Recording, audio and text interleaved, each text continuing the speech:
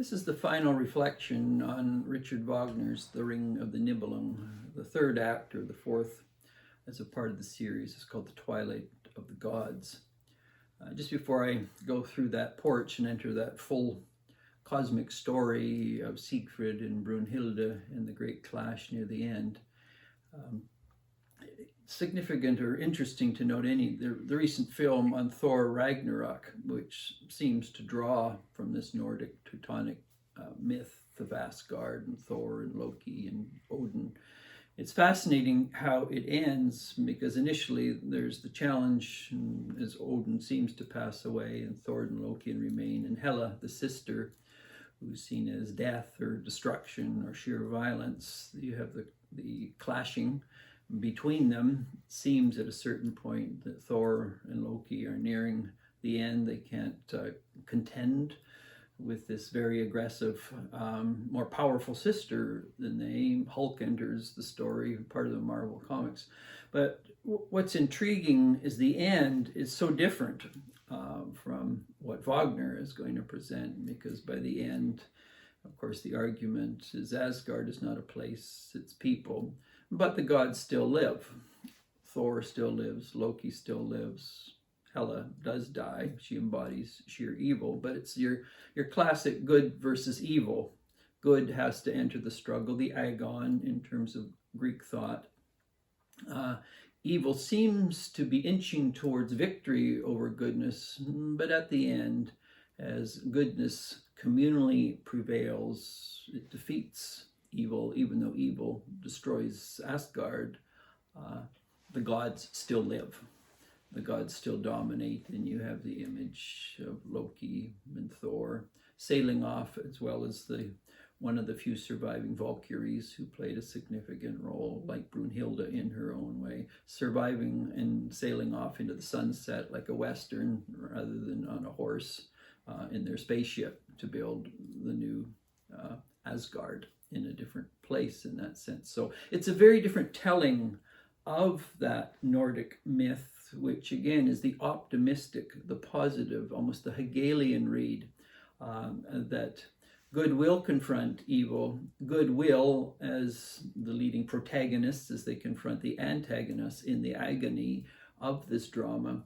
So it becomes a bit of these types of approaches, they're in a sense, they're formulaic films that inevitably take you to the place of the moral good winning, the evil, Hela and those who followed her dying as she recovers, the great wolf Fenris in Nordic myth, who terrifies those within the Nordic myth. And so in that sense, they become cliches, formulas, almost like a Walt Disney film, or at a much more benign level and sillier level, the many films, the Hallmark films, in which two people meet. They have their differences, their misunderstandings, but they gradually overcome it, and then the relationship ends, and you get the fairy tale, the happily ever after story. And this is a formula for a great deal of literature, a great deal of the way people interpret their struggles, their difficult. It's for my own good, but it will work out in the end. And then what happens, of course, when it doesn't work out in the end? This is what Wagner is dealing with at a whole variety of levels in Act 3 of The Ring of the Nibelung, in which Act 2, in that sense, Siegfried has found Brunhilde. He's freed her from the state of sleep and slumber she was put in by her father, who she dared to confront. Already you've got a twilight of a certain understanding of the god, in the god of Odin, who insists that he has the freedom, the sovereign divine being, to do as he wishes, and those who dare to differ with him, regardless of the content of his commands, are going to be punished. And Brunhilde is the greatest of the Valkyries, and she's punished. But he also feels such a closeness to Brunhilde that he doesn't want to obliterate her. So he puts her in the slumber, and only the greatest, which would be his, in one sense, his grandson Siegfried, comes to rescue her. So that act, as it were, Siegfried, and the previous one is Valkyrie, which should really be called Brunhilde, ends with your sort of your traditional type of novel, film, boy meets girl. They overcome the misunderstandings that can be between them, it can be between families, the Romeo and Juliet motif in that sense. They're there for one another. They both have known suffering. They both have known misunderstanding. They both have parents who have not been the kindest, who have not treated them the best, that have misread them in terms of people. They find one another, and that's how many novels end. Act 3, then, The Twilight of the Gods, is not only about these two, but it also taps into what's called, and in a tragedy, the tragic flaw.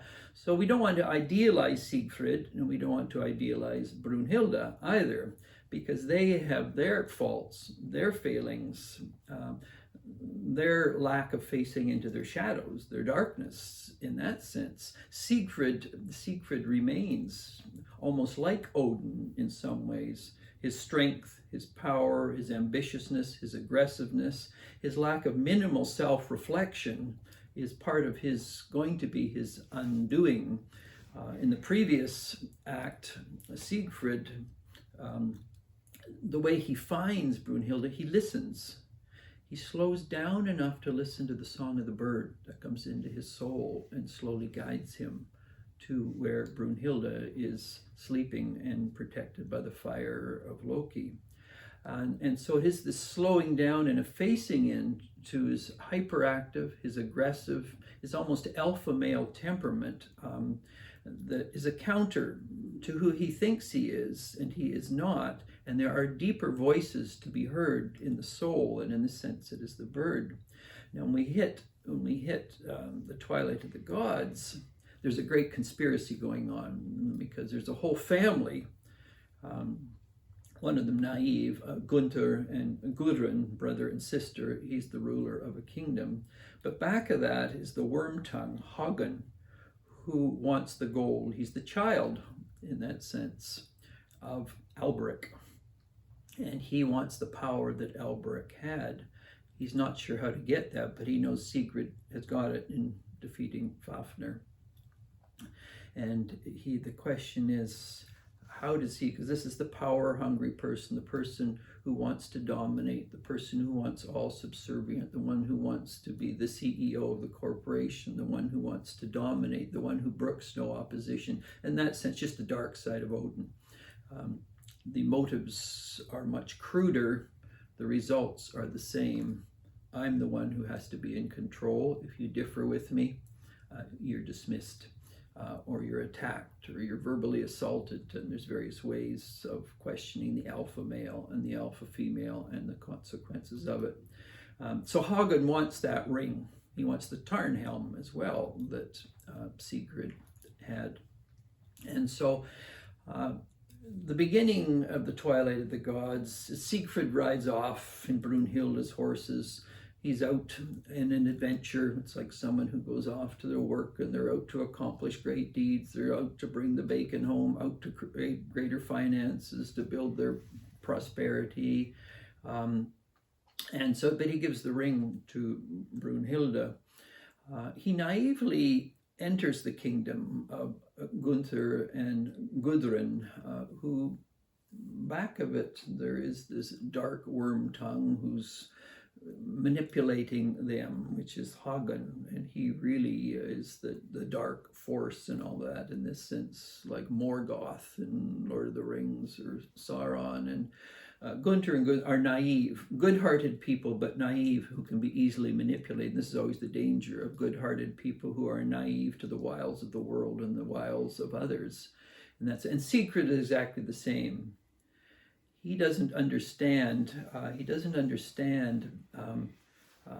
Darkness and how it can manipulate, how it can charm, how it can win, how it can woo, in that sense. And so he's offered a drink, just as Mima had once offered Siegfried a drink, and the bird had whispered to Siegfried, "Don't drink it; it's going to poison you." What happens in this final part, the Twilight of the Gods, is Siegfried is so enamored by his own sense of who he is his own sense of his own strength, his own sense of ambitiousness, his own sense of winning a relationship, that he's not still enough, he's not quiet enough to realize that something is about to happen to him and he shouldn't be drinking the potion. He does drink the potion. He hasn't listened to the bird that would have whispered, "Be careful," just as he had before, that guided him to Brunhilde. This was a concoction that Hagen says, I think if we can make Siegfried forget who he is through this drink, then he will marry Gudrun and forget totally about Brunhilde, the journey. So he drinks this. It's the drink of forgetfulness. And so with Siegfried drinking this, Hagen, as it were, stirs up the drink. He forgets Brunhilde, and he's at that point, very, very much vulnerable to Gudrun as a potential relationship. And so what obviously Wagner's getting at here, be careful what you drink. Be careful about forgetting where you begin from at its best. Be careful of the best. And so the whole issue of two things going on in this particular place. Is a person still enough to hear the deeper song of the bird within that would alert them and warn them to a drink of forgetfulness? And what happens whenever a person is beginning to forget who they actually are becoming? And then the story begins to unfold that way for Sigrid. So his own weakness, his own tragic flaw, his own inability to slow down, to listen to who he might become, he forfeits for this naive drink, this concoction given to him by Hagen, who makes him forget who he is. He then is enamored by Gudrun, sees her as the greatest thing that has appeared on earth. And meanwhile, behind the scenes, Hagen's arranging for a trip to take them. And Siegfried does have his vulnerabilities. His back makes him vulnerable. No one can defeat him. And of course, in this hunt, the stag hunt, Hagen becomes aware of Siegfried's weak point. He takes advantage of his weak point because in Brunhilde's anger that she feels he's forgotten her, she reveals to Hagen this is his weak place. More out of anger, more out of frustration, more out of betrayal that the one she loves has betrayed him, not realizing he's betrayed her because he's taken a drink of forgetfulness naively. And so she's going to get back at Siegfried, and she reveals Siegfried's weakness. He's exposed to the back. At the end, they go on a hunt. Siegfried's back is exposed. He's been toyed with a bit that the Rhine maidens are encouraging him, get rid of that ring. That ring is evil. That ring distorts, it destroys. He's not sure he should listen to the Rhine maidens. He doesn't. And then part of the hunt, then what you get is Hagen in his vulnerability. And Siegfried had many vulnerabilities, and he thought he could cover them up through accomplishments, through success, through prosperity, through victories in war. And Hagen knew how to get at this. And so Siegfried is finally killed by Hagen. Brunhilde, on the other hand, she has been so grateful, and this is always the danger when someone is rescued from an oppressor. She is excessively grateful that Siegfried has broken through the fires to restore, to resurrect, to phoenix-like resurrect her. And she does not properly read Siegfried in terms of who he is, his shadow, his dark side, his insensitivity, his inability to listen to deeper issues. So she becomes the grateful recipient as someone who saved her, rather than saying the person who saved me might also have their faults and flaws as well. And so in being saved from one person, Odin, she is being taken in by an insensitive person, Siegfried. And then, of course, as he drinks the potion, she feels betrayed by him as well. So she becomes an angry, a bitter Valkyrie in that sense, feeling dad's betrayed her, the closest friend has betrayed her, who can I trust anymore? Okay, who can I trust anymore? So Brunhilde, in that sense, becomes the fiery cynic who has been mistreated by all family, friends, lover, parent, as well as one could argue God in that sense. So a certain belief in Odin, in God. I assumed growing up that Odin, God, Father, was there for me, was giving me the best, really. And then she begins to discover, can I really trust this God who has betrayed me when I dared to challenge him? The one who I thought saved me is itself has betrayed me. And so you get Brunhilde becomes a pure fire herself in terms of vindictiveness towards Siegfried. And so she doesn't learn to deal with her cynicism, her anger, her bitterness, her reactiveness. And only at the end of the play does Brunhilde, because she has her tragic flaws as well, given her history, given her past, given her mistreatment by those you can trust. So how do we on our journey, once betrayed, once trust is broken, and it's broken again and again, how does one find trust rather than just cynically withdrawing and never trusting anyone, whether God, whether relationships anymore? And this becomes Brunhilde's. Only at the end, when she sees Siegfried dead and sees that in fact the way he mistreated her was because he had taken a drink of forgetfulness. What happens when people forget the most important things in life and then go off indulging other appetites? Only at the end. Then, of course, by the end, she throws herself into the fire to end the great drama, the Twilight of the Gods, being with Siegfried. And Hagen himself, he's continually grasping, hungry to get the ring, and he dives into the river, but at this point the Rhine-mains have him and he drowns, trying to grasp onto things that can never fulfill, then only bring hurt and harm to others.